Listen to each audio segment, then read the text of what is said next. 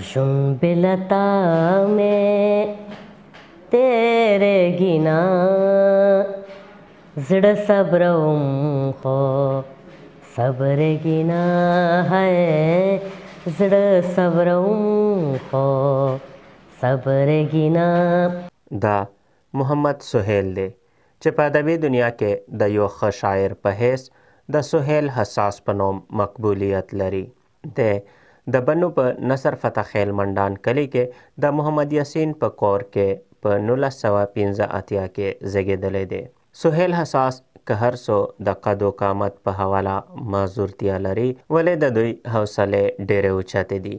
دوی د MLF سره پولیټیکل ساینس او پښتو ادبیاتو کې هم د ماسټرز ډیګري ترلاسه کړې دي او په مانیټرینګ اینډ ایوالویشن سیستم بنو ډیویژن کې د آفیس اسسټنټ په تور خپل خدمات ترسره کوي.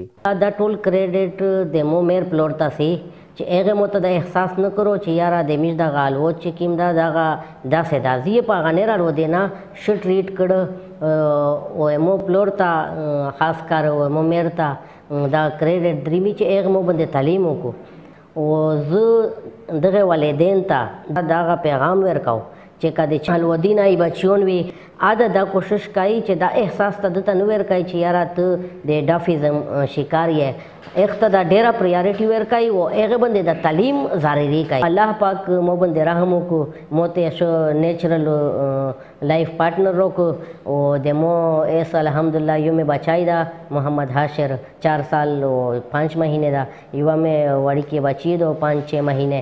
سهیل حسام سره از اکاؤنٹ اسسٹنٹ چار کوي خو هغه یو چیلنج پرسن ده فزیکلی چیلنج ده چې دای میش سره فل ډیوټي کوي او خپل اکټیویټیز ټولې پیرا کوي. د چې کوم افیشنسي دو هغه زه ریلی اپریشیټ کوم شارټلی د یو پوزټیو سوچ تا و د په MND سیستم شه ډیر یو پوزټیو ریسپانس تا. او سهیل خان چې کوم دا میش کولیګ دا ډیر هارد ورکر انسان دا او ډیر مینا نوکتا ټول سره ډیر په مینا محبت سره ملويږي.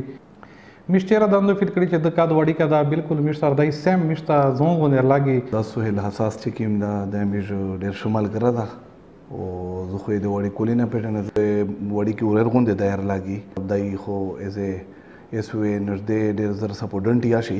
سهیل حساس هغه مهنتي ځوان دی چې خپل معذورتیا په ځان حاوی نکړه او نن یو کامیاب ژوند تیروي او د نورو د پاره یو مثال دی.